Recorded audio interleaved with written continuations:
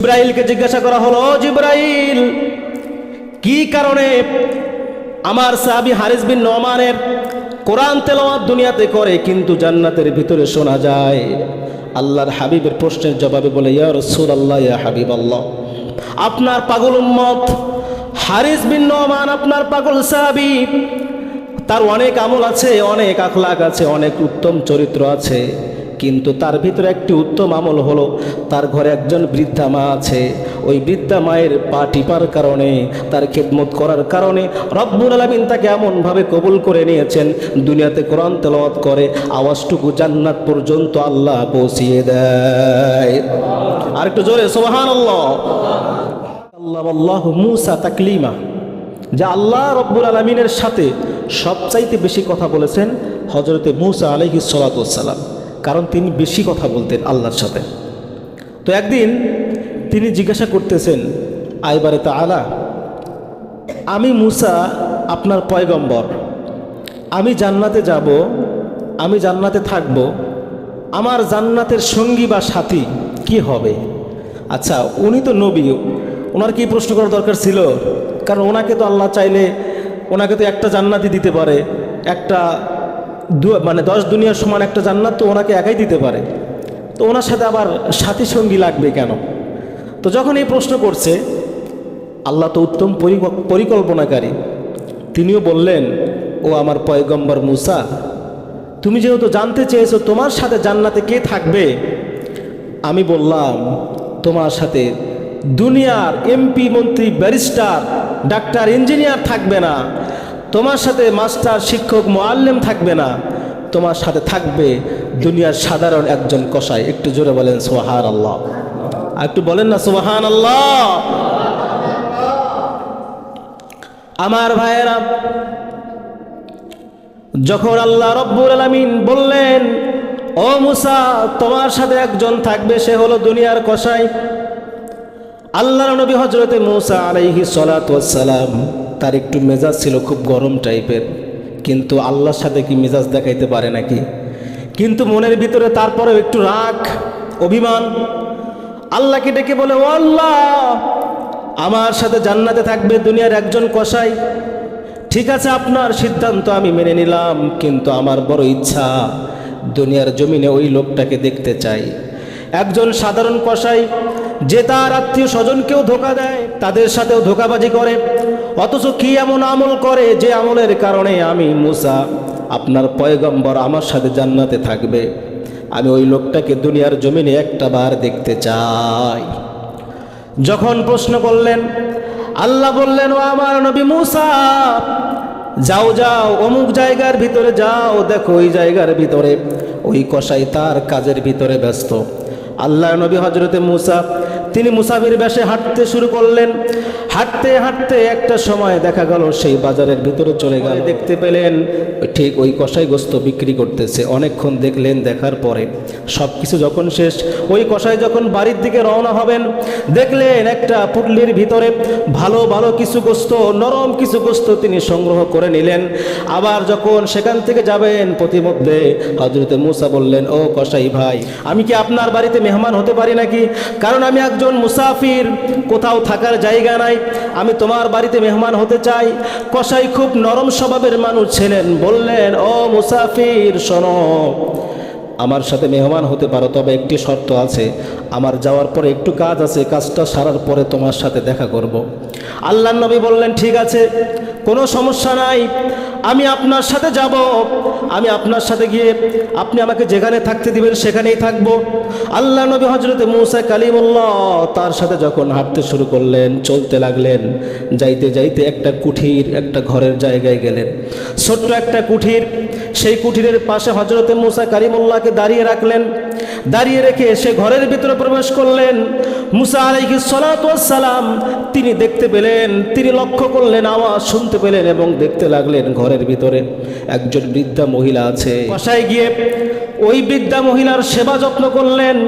সেবা যত্ন করে তার মুখের ভিতরে এই গোস্তগুলো রান্না করে, রুটি বানিয়ে নরম করে করে তার মুখের ভিতরে তুলে দেয়। বলেন সুবহানাল্লাহ। এভাবে গোস্তগুলো খাওয়াচ্ছেন, রুটি খাওয়াচ্ছেন। সব কিছু শেষ করে তার মাকে জায়নামাজের ভিতরে বসিয়ে দিয়ে সেখান থেকে তিনি হযরত মুসা কালিমুল্লাহ আলাইহিস সালাতু ওয়াস সালামের কাছে আসলেন। কসাই বললেন, ও কসাই, ও ভাই, তোমার ঘরে যেই বৃদ্ধা মহিলা দেখলাম সে কে? কসাই জবাব দিচ্ছে, ও মুসাফির ভাই, এই যে বৃদ্ধা মহিলাকে দেখলেন, এই বৃদ্ধা মহিলা হলো আমার একমাত্র মা। এই দুনিয়াতে তার একমাত্র সন্তান হিসাবে আমি আছি। আমি ছাড়া তার দুনিয়াতে আর কেউ নাই, আর ওই মা ছাড়া এই দুনিয়াতে আমার আর কেউ নাই। বলেন সুবহানাল্লাহ। আমি প্রত্যেক দিন সকালবেলা যখন কাজে বের হয়ে যাই, আমার মায়ের ঠিক এভাবে সেবা যত্ন করে আমি বের হয়ে যাই। আবার যখন সন্ধ্যাবেলা আসি, এসে দেখি আমার বৃদ্ধা মা এত বয়স হয়ে গেছে, চোখে দেখে না, কানে শুনে না। আমার বৃদ্ধা মা ভিতরে বিছানার ভিতরে প্রস্রাব করে দেয়, পায়খানা করে দেয়, সেগুলো পরিষ্কার করি। পরিষ্কার করে আমার মাকে গোসল করিয়ে পরিষ্কার করে তারপরে তাকে নিজ হাতে খাইয়ে দেই। খাইয়ে দিয়ে তাকে আমি জায়নামাজের ভিতরে বসিয়ে দেই। আর আমার এই পাগল মা একটি পাগলা দোয়া করে, একটি পাগলের মতো দোয়া করে, আল্লাহুম্মা জাআল ইবনি জালিসা মুসা ইয়াউমাল কিয়ামা। ও আল্লাহ, এই জামানার ভিতরে একজন নবী আছে হযরতে মুসা কালিমুল্লাহ। আমি চাই আমার এই কসাই সন্তান যেন সেই মুসার সাথে একই সাথে জান্নাতের সফর সঙ্গী হয়। বলেন সুবহানাল্লাহ। হে মুসাফির, আমার মা এই পাগলা দোয়া করে, এই পাগলের মতো দোয়াটা করে। আমি হাসি যে এই দোয়া কি কবুল হবে? জামানার কোথায় নবী, কোথায় সেই মুসা? আমি তার সাথে একজন সাধারণ কসাই হয়ে কিভাবে জান্নাতে যাব? তখন মুসা আলাইহিস সালাতু ওয়াস সালাম মুস্কি হেসে কসাইকে জড়িয়ে ধরে বলে, ও কসাই, তুমি হয়তো জানো না, তোমার মা যার জন্য দোয়া করে আমি হলাম জামানার সেই পয়গম্বর মুসা আলাইহিস সালাতু ওয়াস সালাম। বলেন সুবহানাল্লাহ। তোমার মা যেই দোয়া করে সেই দোয়া আমার আল্লাহ কবুল করেছে। সুবহানাল্লাহ। মায়ের দোয়া কবুল হয় না? কথা বলেন না কেন হয় না? মা যা দোয়া করবে, যেটাই দোয়া করবে সেটাই কবুল হবে। সেটা হোক ভালো হোক খারাপ, যদি মায়ের মনে কষ্ট দেন তাহলে সেই দোয়াও কবুল হবে। যদি ভালো কিছু বলেন, ভালো কিছু করেন, আপনার জন্য মন থেকে ভালো দোয়া আসবে, সেটাও কবুল হবে। গত জুমে আমরা বলছিলাম না যে মা বাবার যারা খেদমত করবে, সেবা করবে, কয়টা পুরস্কার? 5টা। বলে নাই? কয়টা? 5টা পুরস্কার দিবে। কে বলছে? আল্লামা আশরাফ আলী থানভী রাহিমাহুল্লাহ। তো এগুলো মনে রাখতে হবে, এগুলো মনে রেখে বাবা মার খেদমত করতে হবে। আল্লাহর হাবিব সাল্লাল্লাহু আলাইহি সাল্লাম মেরাজে গেছেন, এই ঘটনা আমরা সবাই জানি না? কথা বলে না কেন? নবীজি মেরাজ করেছেন, এটা তো সত্য নাকি? আল্লাহর হাবিব যেদিন মেরাজে যাচ্ছেন, উম্মে হানির ঘর থেকে যখন মেরাজে যাচ্ছেন, প্রথম আসমান, দ্বিতীয় আসমান, তৃতীয়, চতুর্থ, পঞ্চম, ষষ্ঠ, সপ্তম আকাশ পাড়ি দিয়ে আল্লাহ রাব্বুল আলামিন তাকে জান্নাত জাহান্নাম সব কিছু দেখাচ্ছেন। জান্নাতের ভিতরে যখন গেলেন, জান্নাতের ভিতরে যাওয়ার পরে জিবরাইল আলাইহিস সালাতু ওয়াস সালাম সহ আল্লাহর হাবিব একটি আশ্চর্য ঘটনা দেখলেন। কি ঘটনা? জিবরাইল আলাইহিস সালাতু ওয়াস সালামকে ডেকে ডেকে বলতেছে, আমার হাবিব সাল্লাল্লাহু আলাইহি ওয়াসাল্লাম, নবীজি বলতেছে, ভাই জিবরাইল, আমি দুনিয়াতে দেখে আসলাম আমার সাহাবী হারিস বিন নোমান তার ঘরের ভিতরে কোরআন তেলাওয়াত করতেছে, কিন্তু কেন যেন আমি দেখতেছি এই জান্নাতের ভিতরে, আজকে আমি মেরাজের রজনীতে জান্নাতের ভিতরে আমার সেই হারিস বিন নোমানের কোরআন তেলাওয়াতের আওয়াজ শুনতে পাই। চিৎকার দিয়ে বলেন আল্লাহু আকবার। আরে কি চমৎকার দৃশ্য! দুনিয়ার ভিতরে কোরআন তেলাওয়াত করতেছে, জমিনে কোরআন তেলাওয়াত, অথচ একজন মানুষের কোরআন তেলাওয়াতের আওয়াজ কোথায়? কথা বলেন কোথায়? জান্নাতে। 4টিখানি কথা। আল্লাহর হাবিব সাল্লাল্লাহু আলাইহি সাল্লাম জিবরাইলকে জিজ্ঞাসা করে, জিবরাইল, এটা কি আজকেই শুধু না এর আগে হচ্ছে? আগে থেকে হচ্ছে। জিবরাইল বলে, ইয়া রাসূলুল্লাহ, ইয়া হাবিবাল্লাহ, আল্লাহি, আল্লাহর কসম করে বলি, এটা আজ না, আমরা এভরি নাইট, প্রত্যেক রজনীতে, রাত্রিবেলা শেষ রজনীতে এই আপনার এই সাহাবী হারিস বিন নোমানের কোরআন তেলাওয়াতের আওয়াজ জান্নাতের ভিতরে শুনতে পাই। বলেন সুবহানাল্লাহ। জিবরাইলকে জিজ্ঞাসা করা হলো, ও জিবরাইল, কি কারণে আমার সাহাবী হারিস বিন নোমানের কোরআন তেলাওয়াত দুনিয়াতে করে কিন্তু জান্নাতের ভিতরে শোনা যায়? আল্লাহর হাবিবের প্রশ্নের জবাবে বলে, ইয়া রাসূলুল্লাহ, ইয়া হাবিবাল্লাহ, আপনার পাগল উম্মত হারিস বিন নোমান, আপনার পাগল সাহাবী, তার অনেক আমল আছে, অনেক আখলাক আছে, অনেক উত্তম চরিত্র আছে, কিন্তু তার ভিতরে একটি উত্তম আমল হলো, তার ঘরে একজন বৃদ্ধা মা আছে। ওই বৃদ্ধা মায়ের পা টিপার কারণে, তার খেদমত করার কারণে রব্বুল আলামিন তাকে এমনভাবে কবুল করে নিয়েছেন, দুনিয়াতে কোরআন তেলাওয়াত করে আওয়াজটুকু জান্নাত পর্যন্ত আল্লাহ পৌঁছিয়ে দেয়। আর একটু জোরে সুবহানাল্লাহ। মায়ের খেদমত দরকার আছে? কথা বলেন ভাই, আছে আছে।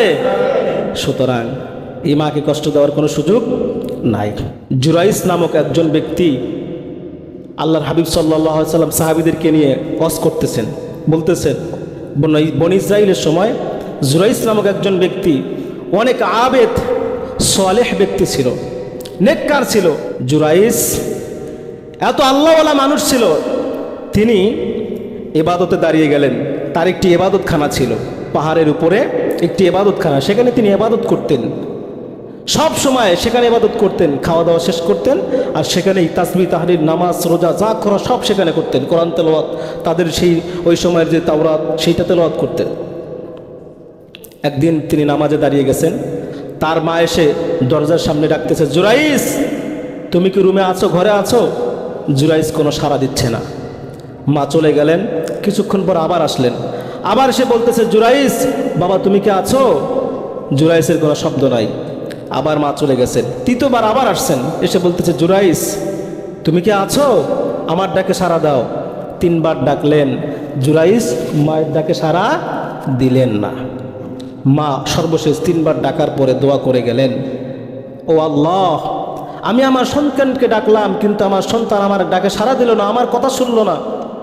এই সন্তানকে এই জামানার ভিতরে বেশ্যা নারীর মুখ না দেখাইয়া সন্তানের মৃত্যু দিও না। নাউজুবিল্লাহ বলেন। কার দোয়া? কে দোয়া করেছে বলেন না একটু, কে? মা। কবুল হবে তো? কবুল হবে? কবুল হয়ে গেছে। দোয়া করা শেষ, আল্লাহ কবুল করেছেন। দেখা গেল কিছুদিন পরে এই এলাকার ভিতরে একটা নষ্টা মহিলা, সে গর্ভবতী হয়ে গেছে। কি হয়ে গেছে? গর্ভবতী হয়ে গেছে। সে এলাকার ভিতরে ছড়িয়ে দিল যে ওই যে পাহাড়ের উপরে একজন ইবাদত করে, আল্লাহর ইবাদত করে, রবের নামের জিকির করে, ওই ব্যক্তিটি রাত্রিবেলা নির্জনে সে আমাকে ডেকে নিয়ে তার সেই ঘরের ভিতরে আমাকে ধর্ষণ করেছে। নাউজুবিল্লাহ বলেন। মায়ের দোয়া কবুল হয় নাই?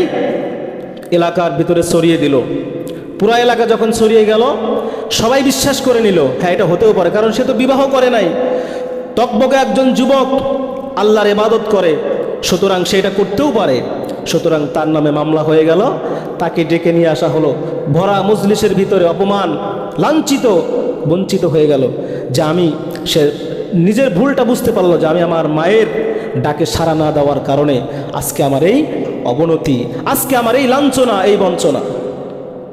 তখন তিনি আল্লাহর কাছে তাওবা করতে লাগলেন, তাওবাতান নাসুহা, আল্লাহ আমি যে ভুল করেছি, আমি যে আমল করেছি, এই আমলের কারণে আমার এই ভুলগুলো তুমি মাফ করে দাও। দোয়া করতে লাগলেন। বিচার বসানো হলো। সেই বিচারের ভিতরে যখন তাকে দোষী সাব্যস্ত করার জন্য ওই নারীকে বলা হলো, নারী বলতেছে, হ্যাঁ তার সাথে আমার জেনা হয়েছে, সে আমাকে জোরপূর্বক ধর্ষণ করেছে, তার সন্তান এখন আমার গর্ভে। এবার জুরাইস বলতেছে সমস্ত মানুষগুলোকে, বিচারে যত কাজী আছে, বিচারক আছে, সকলকে উদ্দেশ্য করে বলতেছে, শোনেন, ওই যে নারীর গর্ভে যে সন্তান আছে, সে যদি বলে কে এই মহিলাকে ধর্ষণ করেছে, কে আসামি, এইটা যদি ওই পেটের সন্তান বলে, তাহলে তো আপনারা বিচার মানবেন। সকলে বলল হ্যাঁ। পেট থেকে যদি সন্তান বলে, সে যদি কথা বলে বলতে পারে কে আসামি, কে অপরাধী, তাহলে আমরা সবাই সেই বিচার মেনে নিব। যখন এই কথা বলেছে, জুরাইস ওই মহিলার দিকে ইঙ্গিত করে বলতেছে, ও পেটের সন্তান, তুমি বলে দাও এই ভরা মজলিসের ভিতরে কে এই মহিলার সাথে অকর্ম করেছে, অপকর্ম করেছে। যখন এই কথা বলেছে, সাথে সাথে পেট থেকে আওয়াজ আসলো যে না, এই জুরাইস আল্লাহর নেককার বান্দা, সেই কাজ করে নাই, এই কাজটা করেছে রাস্তার ভিতরে একজন রাখাল ছিল, ওই রাখালের কাছে এই মেয়েটি গিয়ে তার যেই খায়েশটা মেটানোর জন্য ওই যুবকের সাথে রাত্রি যাপন করেছে, তার সন্তান এই মহিলার গর্ভে। আল্লাহু আকবার বলেন। মায়ের দোয়া, বেঁচে গেলেন ঠিক আছে, কিন্তু লাঞ্ছনা হয়েছে না? অপমানিত হয় নাই? অপমানিত হয়েছে। শুধু কার কারণে? মায়ের কারণে, মায়ের অবাধ্য হওয়ার কারণে, মাকে অমান্য করার কারণে, মায়ের সাথে দুর্ব্যবহার বা মায়ের ডাক না শোনার কারণে, একটা কারণে, এতটুকু শুধু ডাকছে শুনে নাই এই কারণে। আর আমরা যারা মাকে গালি দেই, মাকে গালিগালাজ করি, মার সাথে খারাপ আচরণ করি, তাহলে আমাদের পরিণতি কি হবে এবারে হিসাব করে দেখেন।